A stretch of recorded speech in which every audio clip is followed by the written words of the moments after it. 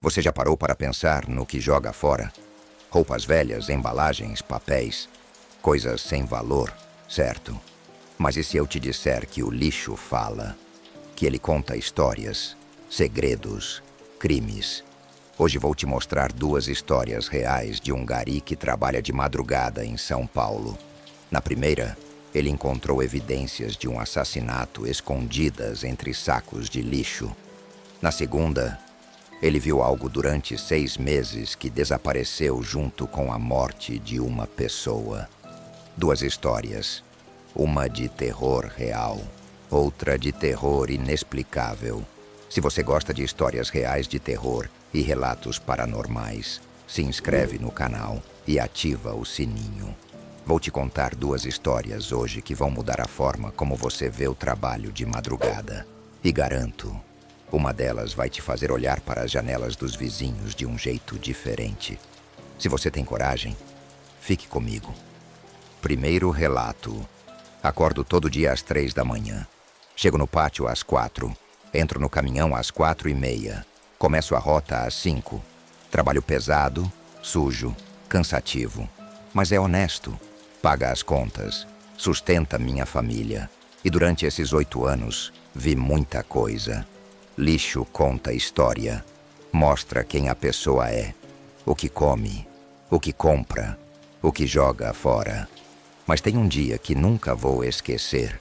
Um dia que o lixo contou uma história que ninguém queria ouvir. Uma história de crime. Eu nasci e cresci na Zona Leste. Itaquera. Conheço a região como a palma da mão. Quando entrei na prefeitura, pedi para trabalhar aqui mesmo, perto de casa. Economizo passagem. Acordo mais tarde. Vale a pena. Minha rota cobre 3 bairros. Residencial. Classe média baixa. Gente trabalhadora. Casas simples. Prédios pequenos. Comércio local. Área tranquila. Sem muita confusão. Trabalho sempre com a mesma equipe. Eu, mais 2 garis. E o motorista. 4 pessoas. A gente se conhece bem. Trabalha junto há anos. Tem ritmo. Cada um sabe sua função. Eu fico na parte de trás do caminhão. Pego os sacos, jogo dentro, aperto o botão da prensa. Simples assim, repetitivo, braçal, mas funciona. A gente conhece os moradores, não pelo nome, mas pelo lixo. Tem a casa que sempre joga muito papelão. Tem a que joga comida boa fora. Desperdício. Tem a que separa certinho. Reciclável de um lado, orgânico do outro. Educação. Tem a que joga tudo misturado. Preguiça. A gente não julga, só recolhe. Cada um com sua vida. Seus problemas, suas escolhas. Foi numa terça-feira de agosto. Inverno. Frio. Céu ainda escuro às 5 da manhã. A gente estava na segunda rua da rota. Rua residencial. Casas antigas, bem cuidadas. Jardim na frente. Grade. Portão. Classe média tranquila. Passamos ali todo dia há anos, sempre igual, sempre os mesmos sacos, as mesmas lixeiras. Cheguei numa casa específica, número 123, casa térrea, branca, grade preta, jardim pequeno. Morava um casal, sem filhos. Pelo lixo dava para saber, pouco volume, embalagens para 2 pessoas, cerveja aos fins de semana, normal, nunca deu problema. Sempre colocavam o lixo certinho. Saco fechado, na calçada, horário certo. Mas naquele dia estava diferente. Tinha 2 sacos. Um normal, pequeno, fechado. Outro maior, mal amarrado, pesado. Peguei o pequeno primeiro, joguei no caminhão. Normal. Peguei o grande. Quando levantei, o saco rasgou. Era daqueles finos, baratos. Não aguenta peso. Rasgou no meio. O conteúdo caiu na calçada. Xinguei baixo. Sempre acontece. Gente que usa saco ruim. Economiza centavos. Dá trabalho para a gente. Abaixei para juntar. Ver o que era. Precisava recolher. Colocar em outro saco. Aí vi. Roupas. Muitas roupas. Femininas. Vestidos. Blusas. Calças. Tudo rasgado. Cortado. Não era roupa velha jogada fora. Era roupa boa, nova, destruída de propósito, rasgada com força, com raiva. Estranhei, mas continuei juntando. Então vi o sangue, manchas, muitas manchas. Em várias peças, sangue seco, marrom escuro. Não era pouco, eram manchas grandes, espalhadas, em vestido, em blusa, em calça jeans. Meu estômago apertou, parei, olhei melhor, chamei o Carlinhos, meu colega. Ele veio, olhou, a gente se entreolhou, sem falar nada. Continuei separando o que tinha caído, embaixo das roupas, fotos, muitas fotos, rasgadas, picotadas, mas dava para ver. Mulher jovem, bonita, sorrindo, sozinha, com amigas, em festas, em viagens, fotos de vida normal, feliz, todas destruídas, rasgadas com violência. E tinha mais. Documentos, CPF, RG, carteira de trabalho, tudo rasgado também. Mas dava para ler o nome, Carolina Mendes Silva, data de nascimento, endereço, o mesmo da casa, número 123. Ela morava ali, ou morava. As roupas eram dela, as fotos eram dela. O sangue provavelmente era dela também. Carlinhos falou baixo. A gente precisa chamar alguém. Concordei. Aquilo não era normal. Não era lixo comum. Era evidência de algo. Não sabia bem o que. Mas era sério. Paramos o caminhão. Falei com o motorista. Expliquei. Ele desceu. Olhou. Ficou pálido. Ligou para o supervisor. Explicou a situação. Supervisor mandou não mexer mais. Não jogar nada fora. Chamar a polícia. Esperamos. Uns 20 minutos. Viatura chegou. 2 policiais. Militares. Conversamos. Mostramos tudo. Eles olharam. Fotografaram. Um deles entrou na casa. Tocou a campainha. Ninguém atendeu. Tocou de novo. Nada. Bateu no portão. Gritou. Silêncio. A casa estava vazia. Ou a pessoa dentro não queria atender. O policial ligou para a central. Pediu reforço. Disse que tinha situação suspeita. Possível crime. Mais viaturas chegaram. Uma investigação começou. A gente foi liberado. Demos depoimento rápido. Nome, endereço, telefone. O que encontramos, como, horário, tudo registrado. Depois continuamos a rota, mas minha cabeça ficou lá. Naquelas roupas ensanguentadas, naquelas fotos rasgadas, naquela casa silenciosa.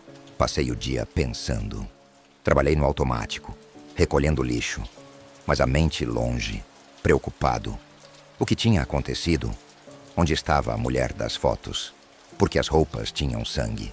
Porque tudo foi destruído e jogado fora? Quem fez isso? O marido? Namorado? Alguém que morava com ela? À noite, em casa, procurei notícias, internet, redes sociais. Nada. Silêncio total. Polícia não divulga tudo. Principalmente no começo. Investigação sigilosa. Entendi. Mas a minha ansiedade ficou. Precisava saber se ela estava bem, se estava viva, se conseguiram encontrar, ou se era tarde demais. Nos dias seguintes, voltei naquela rua. Mesma rota, mesma casa, número 123. Tinha fita de isolamento, polícia ainda investigando, casa lacrada, ninguém entrando, ninguém saindo.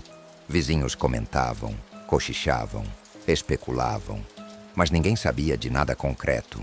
Ou se sabiam, não falavam. Uma semana depois, a notícia saiu. Jornal local, portal de notícias. Mulher de 32 anos. Professora. Desaparecida há 3 dias. Família procurando. Polícia investigando. Última vez vista, na própria casa. Marido disse que ela saiu para visitar amiga. Não voltou. Não atendeu o telefone. Sumiu. Mas a polícia não acreditou na história dele. Muitas inconsistências. A amiga disse que Carolina não foi lá. Não marcaram nada. Telefone dela desligado desde a noite do suposto desaparecimento. E tinha o lixo, as roupas, as fotos, os documentos. Tudo descartado pelo marido. 3 dias depois dela sumir. Ele jogou fora a existência dela, literalmente. Polícia prendeu ele. Temporariamente. Interrogatório. Pressão. Versão mudou. Ele disse que brigaram, que ela quis sair de casa, que ele tentou impedir, que ela caiu, bateu a cabeça, desmaiou. Ele entrou em pânico. Não sabia o que fazer. Então levou ela para o hospital. Deixou na porta. Foi embora. Mentira. Hospital não tinha registro. Nenhum. Mais pressão. Versão mudou de novo. Ele confessou parcialmente. Brigaram. Sim. Ela quis ir embora. Sim. Ele não deixou. Segurou. Empurrou. Ela caiu. Bateu a cabeça na quina da mesa. Muito sangue. Ele tentou ajudar, mas ela não reagia. Ficou com medo. Entrou em pânico. Escondeu o corpo. Não disse onde. Limpou a casa. Jogou as roupas manchadas fora. Destruiu as fotos. Tentou apagar evidências, mas esqueceu que o lixo fala. Sempre fala. Investigação continuou. Buscas. Cães farejadores. Varredura na região. Parques. Matagais. Terrenos baldios. Nada. Ele não colaborava totalmente. Dava informações falsas. Mudava depoimento. Jogava tempo. Dificultava. Mas a pressão aumentou. Mídia. Família dela. Amigos. Todos cobrando. Exigindo resposta. Justiça. 2 semanas depois, ele levou a polícia até o corpo. Terreno abandonado. Zona rural. 1 hora de carro da casa. Área isolada. Mata fechada. Ela estava enterrada. Rasa. Mal coberta. Identificação confirmada. Carolina Mendes Silva. 32 anos. Professora de português. Esposa. Filha. Amiga. Sonhadora. Morta. Por violência doméstica. Pelo homem que jurou proteger. Autópsia confirmou. Traumatismo craniano. Hemorragia interna. Morte não foi instantânea. Ela sofreu. Poderia ter sido salva, se ele tivesse chamado. Ajuda. Mas não chamou. Escolheu esconder, mentir, apagar, jogar fora. Como se ela fosse lixo. Descartável. Substituível. O caso virou notícia nacional. Feminicídio. Mais um. Estatística. Número. Mas para quem conhecia, era pessoa, vida, história, futuro interrompido. A família dela deu entrevistas. Disseram que ele era controlador, ciumento, violento às vezes. Mas ela tinha medo de sair, medo de piorar, medo de morrer. Ironicamente, morreu tentando ficar, tentando aguentar, tentando fazer dar certo. Ele foi preso, acusado de feminicídio qualificado, ocultação de cadáver, destruição de provas. Julgamento aconteceu meses depois. Eu fui chamado como testemunha. Depor sobre o que encontrei. Confirmei tudo. Mostrei fotos que a polícia tirou na hora. As roupas. As fotos rasgadas. Os documentos. O sangue. Tudo registrado. Tudo evidência. Ele foi condenado. 25 anos de prisão. Não vai pagar nem metade do que ela perdeu. Ela perdeu tudo. A vida inteira pela frente. Planos. Sonhos. Futuro. Ele vai sair. Velho. Mas vivo. Ela não. Está enterrada. De verdade agora. Cemitério. Com nome. Com cruz. Com dignidade. Mas morta. Para sempre. A família dela me procurou. Depois do julgamento. Agradeceram. Disseram que se eu não tivesse prestado atenção, se tivesse jogado aquele lixo direto no caminhão, as evidências teriam sumido, prensadas, misturadas, perdidas para sempre. E ele provavelmente teria saído livre, dizendo que ela fugiu, abandonou, desapareceu. E ninguém ia provar o contrário. Mas eu prestei atenção. Vi o sangue, vi as fotos. Achei estranho. Chamei a polícia. E isso fez diferença. Deu voz para ela. Mesmo depois de morta, deu justiça. Parcial, tardia, insuficiente. Mas deu. É pouco, mas é algo. Desde então mudei. A forma como vejo o trabalho. Antes era automático. Pegar saco, jogar dentro, apertar botão, repetir. Agora presto atenção. Observo, noto o estranho, o fora do padrão, o que não deveria estar ali, porque lixo fala, sempre fala. E às vezes está pedindo ajuda, às vezes está denunciando crime, às vezes é a única voz que restou. Aprendi que meu trabalho não é só limpar a cidade, é estar atento, é cuidar, é perceber, porque a gente passa por todas as casas, vê todos os lixos, sabe as rotinas, nota as mudanças, e às vezes essa atenção pode salvar alguém, ou pelo menos dar justiça para quem não teve chance. Continuo trabalhando, mesma rota, mesmos bairros, mas com olhos diferentes, mais atentos, mais cuidadosos. Já encontrei outras coisas estranhas. Nunca mais algo tão grave, mas coisas que precisaram de atenção, de polícia, de assistente social, de alguém que cuidasse. E sempre que encontro, paro, observo, chamo quem precisa, faço o certo. Porque aprendi que todo trabalho tem dignidade, todo trabalho importa, e o meu, especialmente, pode fazer diferença entre silêncio e justiça, entre esquecimento e memória, entre crime perfeito e crime resolvido. Tudo porque prestei atenção, porque vi além do lixo, vi a pessoa, a história, a tragédia. Carolina não mereceu o que aconteceu. Nenhuma mulher merece, nenhuma pessoa merece. Mas ela teve voz, mesmo depois de silenciada. Teve justiça, mesmo depois de morta. E parte disso foi porque alguém, um gari de madrugada, prestou atenção no lixo e viu o que não era para ser visto e não ignorou, não seguiu em frente, parou e fez o certo. Essa é a história que carrego, o peso que carrego e a razão pela qual continuo atento.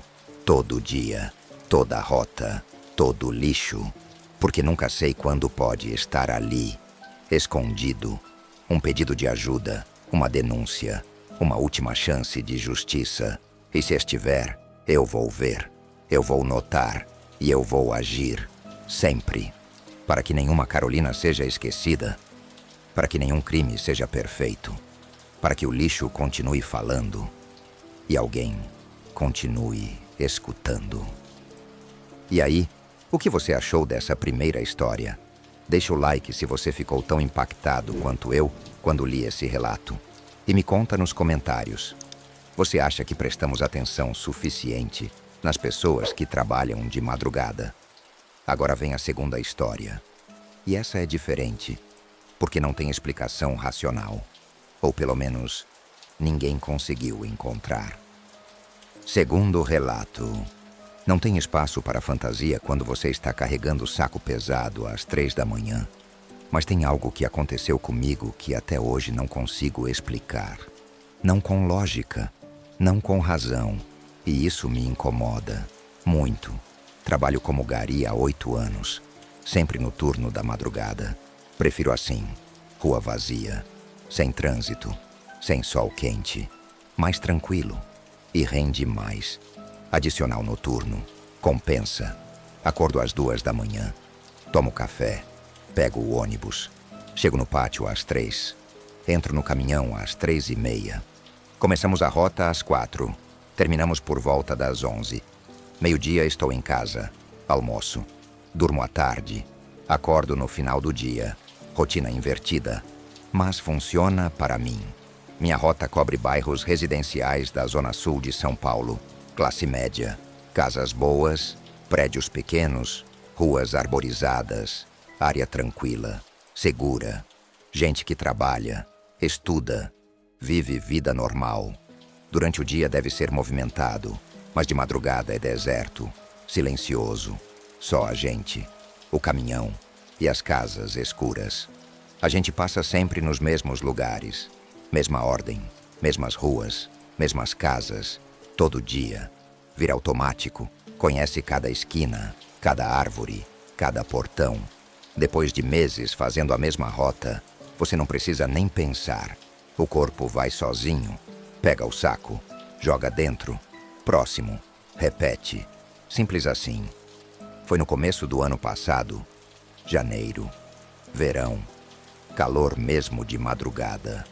A gente tinha acabado de voltar do recesso de fim de ano. Prefeitura para uns dias. Volta depois do ano novo. Voltamos dia 6 de janeiro. Tudo normal. Mesma rota, mesma equipe, mesma rotina. Estávamos na terceira rua. Rua arborizada, casas antigas, bem conservadas, classe média alta. Uma das primeiras casas da rua era sobrado, 2 andares, pintura bege clara, janelas de madeira, jardim na frente, cerca viva, portão de ferro, casa bonita, bem cuidada. Morava a família ali, pelo lixo dava para saber. 3 pessoas, talvez 4, volume médio, embalagens variadas, normal. Quando passamos ali naquela primeira madrugada do ano, notei algo. Janela do 2º andar, esquerda. Estava com luz acesa e tinha alguém na janela. Mulher, silhueta, parada, olhando para fora, para a rua, para a gente. Achei estranho. 4 da manhã. Quem fica na janela a essa hora? Mas não pensei muito. Cada um com sua vida. Talvez insônia, talvez preocupação, talvez só olhando a rua. Normal. Segui trabalhando. No dia seguinte, mesma hora, mesma casa, mesma janela, mesma mulher. Mesma posição, parada, olhando. De novo. Estranhei mais. Coincidência? Talvez. Mas 2 madrugadas seguidas? Mesma janela? Mesma pose? Incomum. Comentei com o Nilson, meu colega. Ele olhou, viu também. Deu de ombros. Disse que cada doido com sua mania. Concordei. Continuamos. 3º dia. Ela estava lá de novo. 4º dia. De novo. 5º dia. De novo. Toda madrugada. 4 horas em ponto. Quando a gente passava naquela rua, ela estava na janela. Sempre. Mesma posição. Braços ao lado do corpo. Cabeça levemente inclinada. Olhando para fora. Sem movimento. Sem gesto. Só parada. Observando. Passou de estranho para perturbador. 1 semana. 2 semanas. 3 semanas. Todo dia. Sem falhar. Mesma mulher. Mesma janela. Mesma hora. Comecei a prestar atenção. Observar detalhes. Ela usava camisola branca. Cabelo solto. Longo. Escuro. Pele clara. Rosto não dava para ver bem. Longe demais. Escuro demais. Só silhueta. Mas a presença era clara, inconfundível, sempre ali. Nilson começou a estranhar também. A gente comentava todo dia. Cara, ela tá lá de novo. Sempre. Vira obsessão. A gente esperava. Quando chegava na rua, olhava para a janela. E ela estava lá, sempre, sem falhar. Como relógio, 4 da manhã. Janela do 2º andar. Mulher de branco, parada, olhando. Conversamos com o motorista, com o outro gari. Todo mundo via. Todo mundo achava estranho. Mas ninguém sabia o que fazer. Tocar a campainha? Falar o quê? Que a pessoa não pode ficar na própria janela? Não fazia sentido. Não era crime. Não era ameaça. Era só esquisito. Muito esquisito. 1 mês passou. Ela continuava. Todo dia, sem exceção. Chuva, frio, calor. Sempre lá. Sempre na mesma posição. Nunca mexia. Nunca acenava. Nunca fechava a janela. Só ficava. Parada. Olhando. A gente já não comentava mais. Virou parte da rota. A mulher da janela. Esperávamos ela. Como esperávamos a esquina. A árvore. O poste. Fazia parte. Perturbadora, mas parte. Tentei ver se conseguia mais detalhes. Levei lanterna. Iluminei discretamente. Mas a distância era grande. 2º andar. Luz fraca. Só dava para ver silhueta. Mulher. Branco. Parada. Nada mais. Rosto era sombra. Feições invisíveis. Mas a sensação era clara. Ela olhava. Diretamente. Para a gente. Todo dia. 2 meses. 3 meses. Rotina continuou. Ela continuou. A gente se acostumou. Sabe quando algo muito estranho vira normal de tão repetido? Foi assim. A mulher da janela. Fazia parte. A gente até brincava. Bom dia para a senhora. Até amanhã. Piadas nervosas. Para aliviar o desconforto. Mas no fundo, incomodava. Incomodava muito. Às vezes eu pensava, quem é ela? Por que faz isso? Insônia crônica? Depressão? Vigia? Esperando alguém? O quê?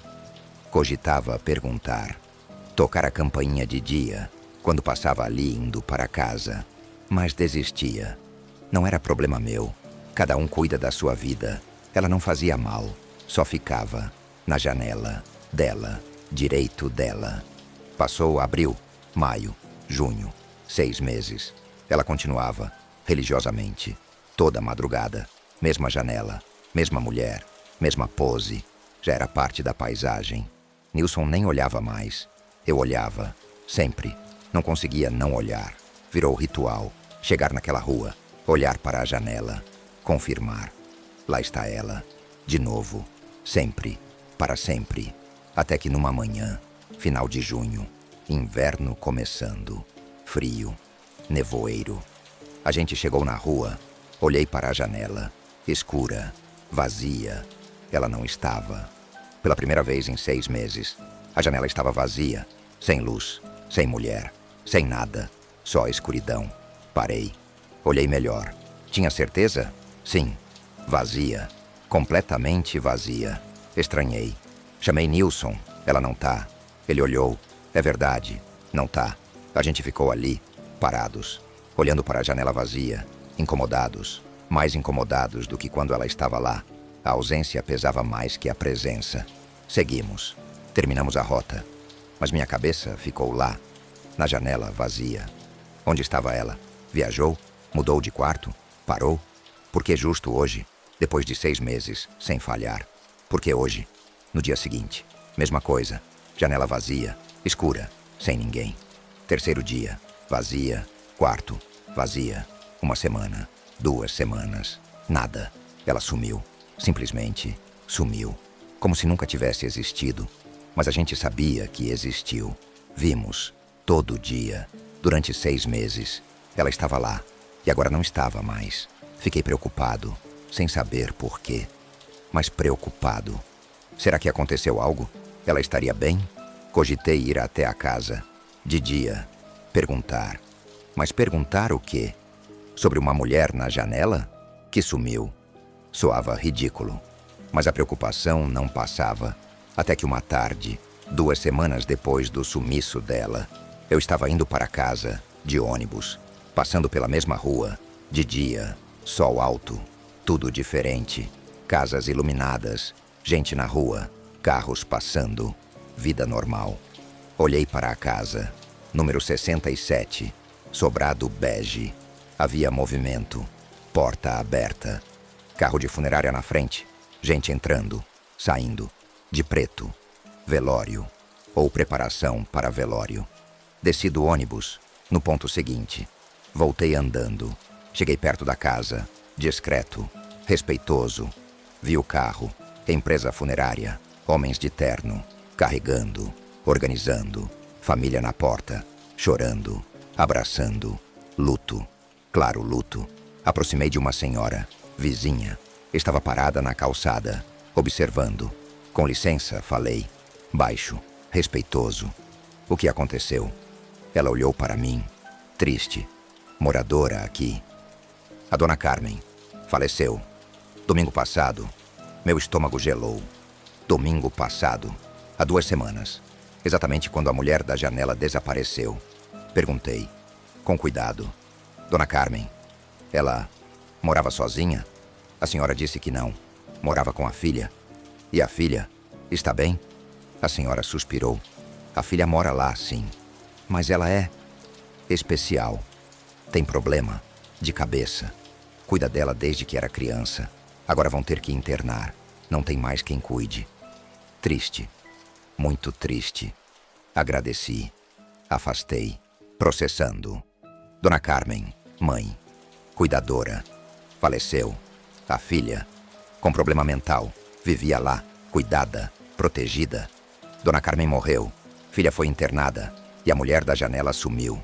Mesma época. Mesma casa. Voltei no dia seguinte, de madrugada, no horário da rota. Olhei para a janela. Vazia, escura, fria. Mas dessa vez entendi. Ou achei que entendi.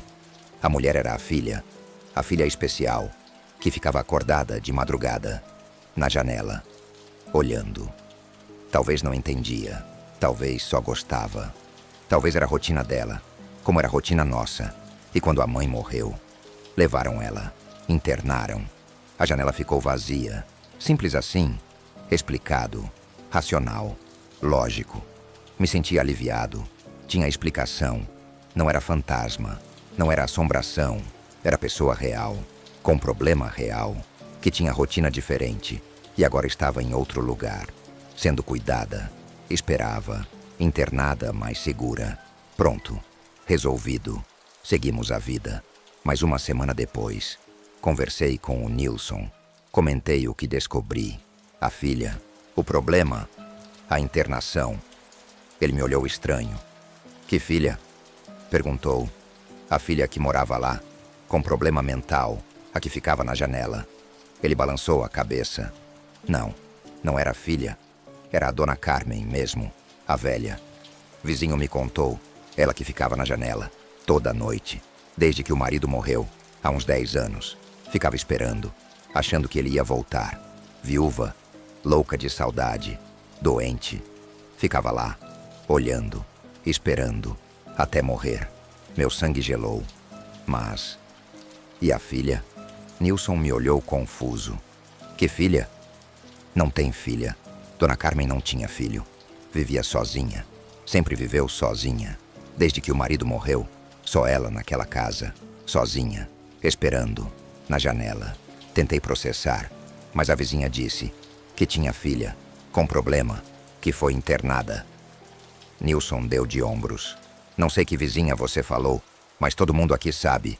Dona Carmen, sozinha, sem filhos, a louca da janela. Era assim que chamavam, com pena. Mas era. Fiquei confuso, muito confuso. 2 versões. Qual era a verdade? Voltei na rua, de dia. Procurei a mesma senhora, a vizinha que falei. Bati em várias portas. Perguntei. Ninguém conhecia a senhora com a descrição que dei. Ninguém sabia de filha. Todo mundo confirmou. Dona Carmen, sozinha, viúva, louca, janela, morreu. Casa vazia agora. Comecei a duvidar da memória, da conversa. Realmente falei com alguém? Ou inventei? Confundi? Estava cansado? Turno de madrugada. Sono. Cansaço. Talvez imaginei. Talvez quis tanto uma explicação que criei uma. Mas parecia tão real. A senhora, a conversa, os detalhes, tudo real. Ou não. Pesquisei. Internet. Notícias locais. Obituário. Encontrei. Carmen Almeida Santos, 82 anos. Viúva. Falecida em 23 de junho. Velório dia 24. Enterro dia 25. Endereço. Rua Álvaro de Carvalho. Número 67. A casa. Sem menção a filhos. Sem menção a parentes. Só ela. Sozinha. Então quem eu vi na janela? Durante 6 meses. Se Dona Carmen tinha 82 anos. A silhueta era jovem, magra. Cabelo longo. Camisola. Não era velha. Não era idosa. Não batia. Não fazia sentido. Conversei com o motorista. Com o outro gari. Confirmaram. Viam também. Mulher jovem. Branco. Parada. Todo dia. 6 meses. Não era velha. Não era idosa. Tínhamos certeza. Todos vimos. Mesma coisa. Mesma descrição. Não era imaginação coletiva. Era real. A gente viu. Todos viram. Mas se Dona Carmen morava sozinha e tinha 82 anos e a mulher na janela era jovem. Quem era? Quem a gente viu durante 6 meses? Todo dia. Sempre lá. Sempre na mesma posição. Quem? Não sei. Até hoje não sei. Tentei explicar. Racionalmente. Talvez era Dona Carmen jovem, antes de envelhecer.